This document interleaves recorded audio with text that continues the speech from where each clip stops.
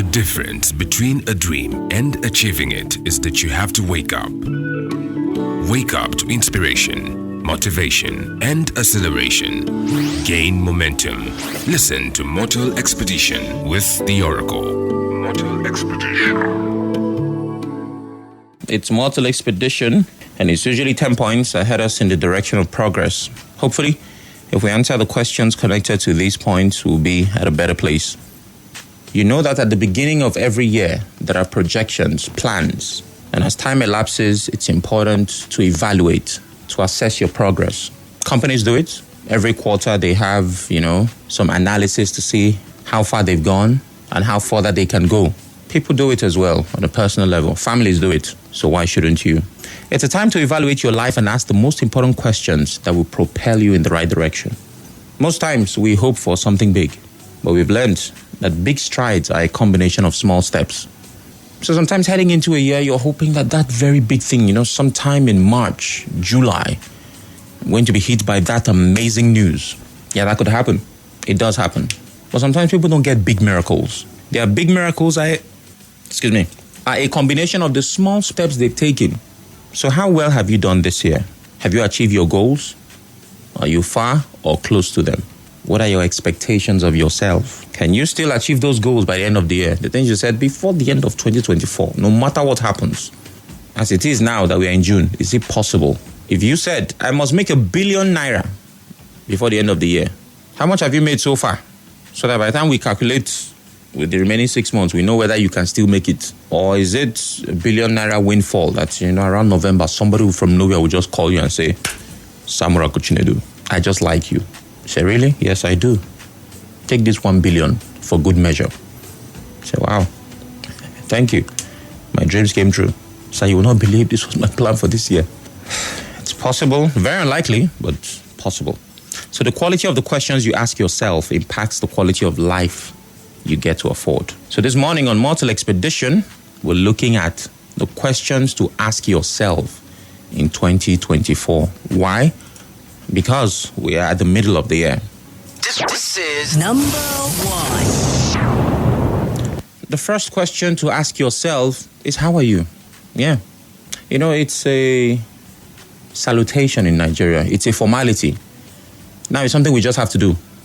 You see someone, morning, how are you? You might not even want to know the answer to that question. You may not really want to know how the person is doing. How are you? How are you doing? They say fine. By default, we just say fine. Most Nigerians that have serious problems will not answer. My brother, thank God say you ask. House rent. So the original answer, no, let me not say original. The default answer to how are you is fine. We just say fine. It's a formality. In fact, if somebody answers another thing besides fine, you'll be like, guy, you don't know how this thing works. Just answer fine and be going. But when you ask yourself this question, let me talk like the Bible. Do not behave like the Pharisees. When you ask yourself, how are you? Answer that question honestly. It's an attempt to know your state of mind. You can lie to anyone, but not yourself. You shouldn't. This year, how am I doing? How am I? Be honest. Are you sad? Are you lonely, depressed, fulfilled, driven, motivated, empty? How are you? And you know the answer to the question. You know how you feel. Maybe you don't know what it's called. You don't know how to express it, but you know that feeling. You know that you're not doing good. My mom and I, as I've said many times, I have a closer relationship to my mom than my dad. So naturally, I talk to her more. Right? And sometimes when we speak on the phone, of course, she says, how are you? I say, I'm fine. And after a while, she's like, really, how are you? Are you okay? I say, Mommy, I'm fine now. What is it? You want to put problem in my life? Right? Because she also feels, like many people, by default, I'm just saying fine, or I don't want to bother her. So she attempts to ask the question a second and a third time to see if I will give in and tell her whatever it is I'm going through. And if I maintain, Mommy, believe me, I'm good, 2-3 times, then she stops asking and believes. I remember one day she asked and asked. I said, I'm good. We finished with the call, and later she sent a message on WhatsApp. Are you sure you're fine? I said, what is the problem? Did you dream? Did you see something in your dream? You see the way my mom was pressing to get the real answer to that question. Do the same with yourself. Call your name. Samura Kuchinedu, how are you? No, really, how are you? No, come on, be candid. How are you? When you answer that question, you will know the first thing you need to tackle heading into the second half of this year. When you tell yourself, man, I'm not fine. I'm broke. I'm lonely. I'm depressed. I don't like how I feel. Then, of course, the next question which you will ask yourself is, what should I do about it? So question number one for yourself, how are you? And you're not waiting for someone to ask you because you have the capacity to do it for yourself. Ask yourself. Cynthia, Nkechi, Obi, Femi, Martha, how are you? Moving on. Number 2. The next question to ask yourself is, am I where I want to be this year? You see, many times when we make those projections at the beginning of the year, before the end of 2024, I want to be this, we don't break it down with a plan. All we say is, before this year ends. But another person will take it a step further and say, by the first quarter of the year, I should have done this. Let's say, for example, you say, I want to get married in 2024. And at the time you said it at the beginning of the year or the end of the previous year, you did not have girlfriend, female friend, fiance. You are just believing in God. Say, God, you that brought me to this world. You that did it for Abraham, Isaac, and Jacob. The Lord that answered by fire. The one and only. The mover and shaker. Help your boy. So you've not met anybody. That means that the relationship, you meet the person this year, you become friends, you start dating, and then you marry this year. So you haven't met the person. Say, but before this year ends, Father, I'm getting old. I was brushing my hair yesterday and I saw 2 strands of gray hair. Lord, is this your plan for me? Lord, you say, what did I? Well, let's just leave it there.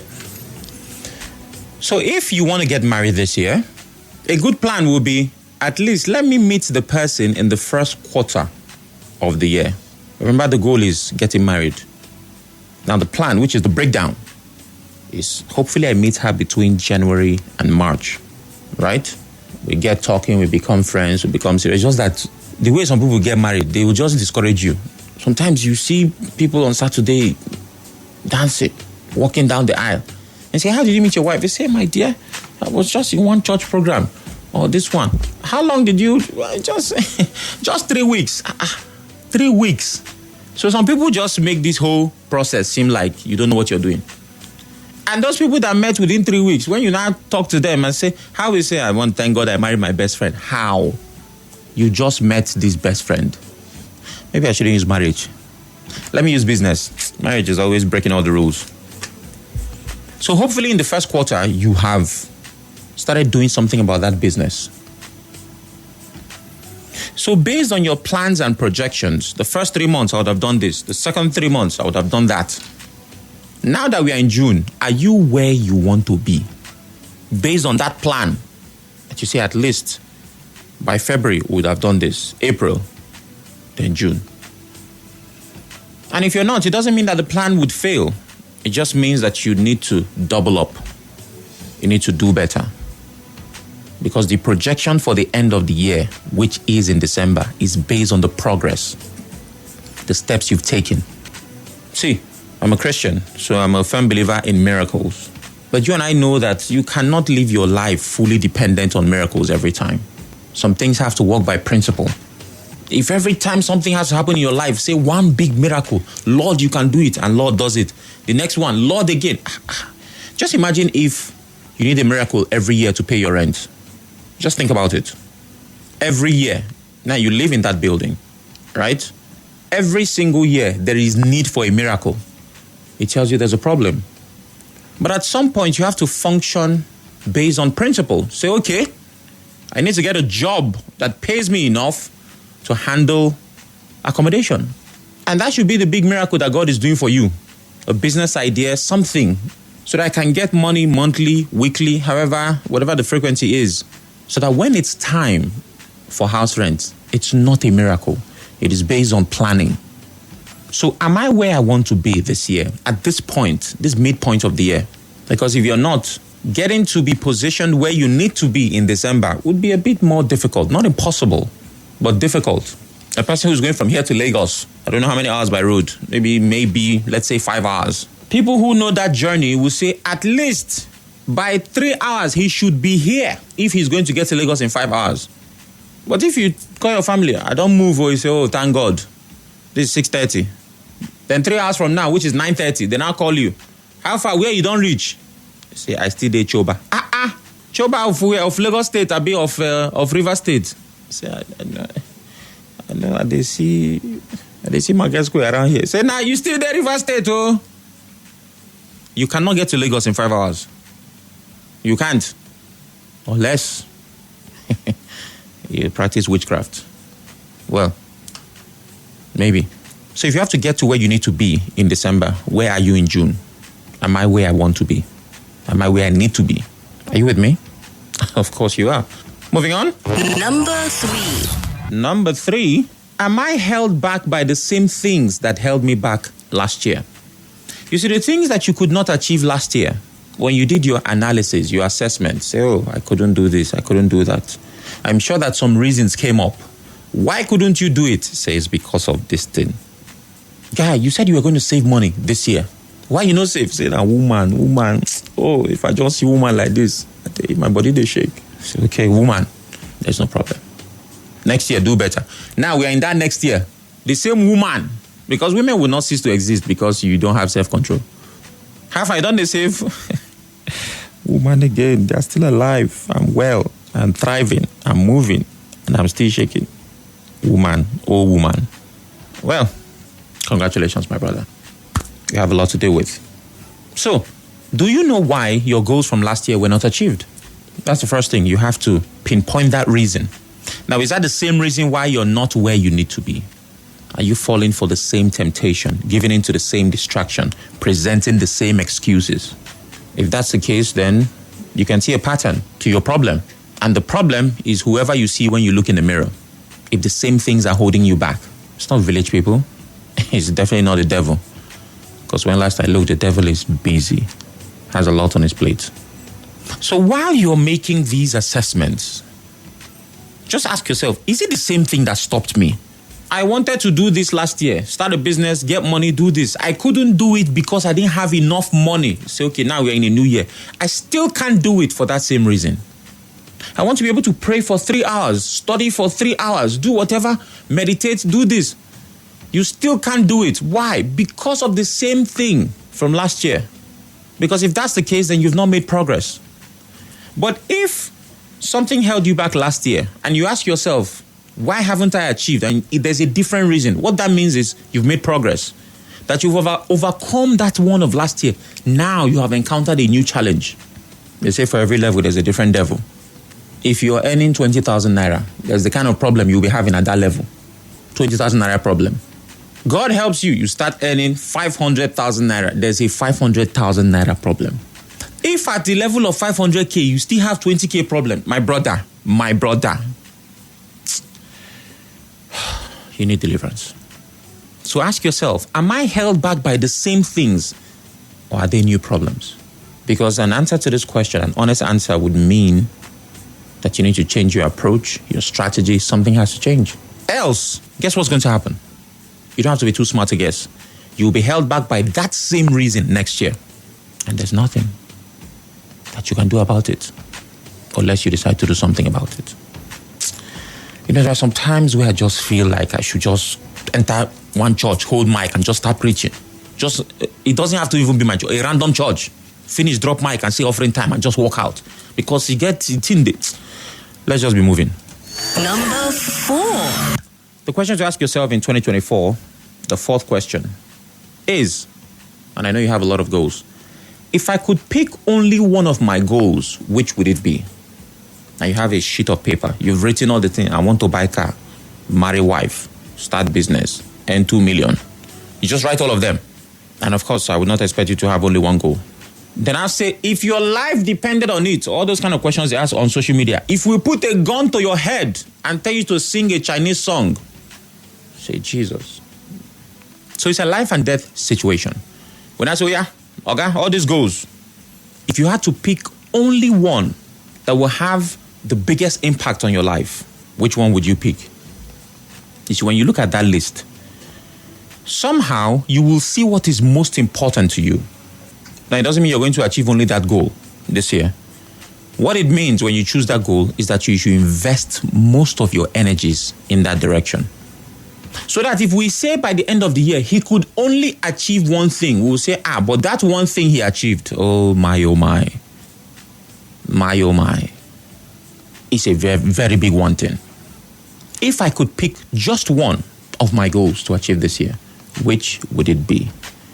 It is so that you're not wasting time on the small things that have very small impact. It's like when you have goals for the day, right? Do this, do that. Some people like to start with the little ones. Yes, they are goals, but in the grand scheme of things, it doesn't make much of a difference. So grade your goals based on importance, based on value, based on impact. A person who has 10 problems that money can solve, and then they solve the one problem, which is getting lots of money. With that one problem they've solved, they can handle other issues. Oh, we've not paid school fees. Oh, we've not bought books. Oh, we've not bought school bag for this child. Oh, we've not done this. Oh, I need money. Oh. And then plenty money just come. You see, with that money, you will now pay school fees because school fees is money now. Books, money. Right? So what is the one thing? And I'm not saying that's all you should pursue. I'm just saying you should put more of your time. Of all your goals, your needs, your desires, your fantasies. What is the one thing that if God come down now and say, I have heard your cry. You too, they do. Hurry, I need to go back to heaven.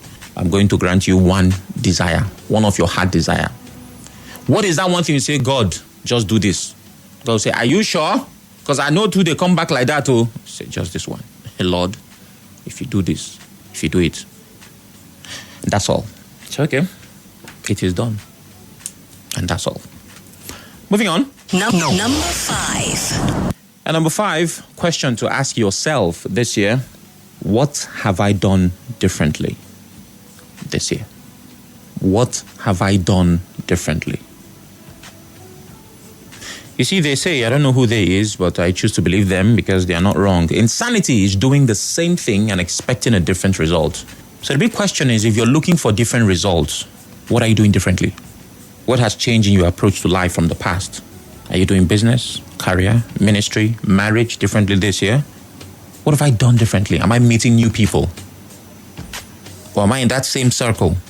Have I gotten out of my comfort zone? Will I settle for the same things? Am I cutting off old habits? What is the new thing that you're doing? Because you're expecting a new miracle. Moving on. Number 6. And number 6, who should I share my time with this year? You see, time is our most valuable asset. Whoever has your time has your life. Anywhere you go, history will confirm that on the 1st of June 2024, between 6 a.m. and 10 a.m., Sam Oracle Chinedu was in Nigeria Info Studio, giving his time. So wherever you spend your time, that's where you're spending your life. A person's life is measured by what they have done with their time, most of. So you are defined based on how you use your time. They say that guy is a criminal. Why? Because he spent most of his time carrying out criminal activities. And you do it well.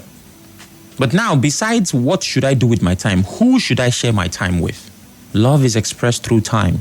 Because we make our time. We always make time for people that we care about. If you want to know who a person loves, just find out who they spend their time with or who they are willing to give their time. The problem sometimes is that we don't appropriate time wisely. We spend too much time with the wrong people and too little time with the right ones.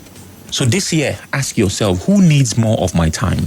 I hope that your answer is family. Who are the people that deserve the most of my time? Are you with me? That's good. Moving on.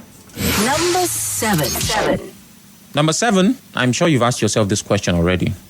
What do I need to fulfill my dreams? That thing you say you want, what do I need?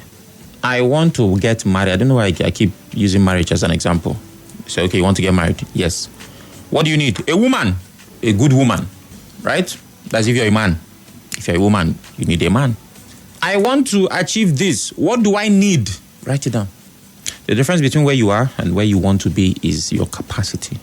And it might come in the form of time, money, skills, knowledge. I want to be able to do this, do that. Do you have the knowledge for it?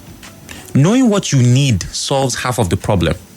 Now, what you have to figure out is knowing how to get it. But if you want to achieve something and you don't know what is required to achieve it, my brother, if it be next year, because the way we are going, it doesn't seem like you achieve it this year. So what do I need to achieve that goal that I have set? Oh, I need more money. I need more time. I need expertise. I need skills. The next question, of course, is how do I get it? Moving on. Number 8. The eighth question you should ask yourself in 2024, as we've gotten to the midpoint of the year, is how do I define success? How do I, put your name there, Sam Oraku Chinedu, define it? What does success mean to me? Don't take the world's definition of success. Carve your own. And yes, you could have mentors and role models who could help you, but you need to come to a place where you say, you know what? This is what success means to me. Success, defined as the accomplishment of an aim or purpose. So, your success is defined by your results. It also means that for you, success is not what it means for the next person. Somebody might say, if I just get 10 million, I'm a big boy. To him, that's what being rich is. But to a person who has been a millionaire before and a billionaire, 10 million cannot be a big deal to a Dangote. Dangote is even too big. There are some people that 10 million doesn't, for them, they don't have money. They're not bragging. But for you, that maybe you haven't seen it, or you have seen it once, or you heard of it, or it has passed where you are, you say, hey, that for you might be success. So, ask you, what does success mean to me? Give it a specific definition. Then you understand the kind of things that impress you. And I would advise that you base your success on value. Don't let your success be based on a passing fancy, something that comes and goes. That if you wake up tomorrow, it doesn't mean anything. For example, a car. If you like, buy the 2025 model of a car. We've not even entered the year. Top 6 months, 1 year, it becomes an old model. So if you're defining success based on something like that, you will not be happy for very long. Because in no go too somebody else is going to have one that is finer, faster, better than yours. Success is your brand new phone. Now it's brand new. Give it a few days. It will just be new. And a few more days, it will not be new anymore. Let your definition of success stand the test of time. Sam, what do you mean? What's an example? The impact you have on people. That's a good way to define success. Your investment in people's lives. Just imagine that there's a child whose family is struggling, right? This doesn't have to be the exact story, but I'm giving you an example of success that will last. And well, you have resources, you're privileged, and you think about it, say, okay, handling the tuition of this child it won't do too much to my finances. You say, okay, madam, don't worry. Let's see how we can send this child back to school. And you play your part, right? I mean, I'm a fan of helping people, but I'm also a fan of making sure their family has the capacity. So you help as far as you can. You're not a burden bearer, but, well, do what you can. And the child gets an education and hopefully becomes someone tomorrow. Your name is a part of that story. That if we're looking at their story, and it doesn't mean even if they don't acknowledge you, people are people. Don't do it because they will call your name tomorrow. But the truth is, your investment in that life will stand the test of time. That is success. That's not the only definition, but I'm giving an example of success based on value. Moving on. Number 9. And number 9, what am I good at? Now, we're talking about the things you want to achieve, what you want to get, what you need to learn. These are all things in the future. Now that we are here, 1st of June, 2024, 6:49 a.m., that will soon become 6:50. At this time, what do you know how to do very well? It's like when you're taking an exam. The invigilator says, 5 minutes more, you start writing quick. When it's time, they say, time up. Pens up. Pens up is like somebody with a gun say, freeze, hands up. And the invigilator looks at someone and says, stop writing, stop it. What that pens up means is that time is up. Don't add another word to what you've added. The exam has ended. So you'll be graded based on whatever is already on that paper. Wherever you are, that's where you will stop. So the grade that will come is based on what you have already written. So if we do pens up, hold it. Okay, just stop moving. At this time, what are you good at? What have you mastered right now? What is the thing that if we wake you from sleep, say, oh yeah, go and cook a goosey soup. Say, it's what I do. What are you naturally good at? What can I defend? What is that thing? If you can answer that question and there is something, the next question I'll ask is, are you taking that thing for granted? Questions to ask yourself in 2024. And I want to believe that I am at the end. Number 10. Number 10, of course, is the God factor, as always is. How does God feel about me? But more importantly, how do I feel about God? I'm not going to dwell on this for very long. Answer those questions yourself. Mortal Expedition.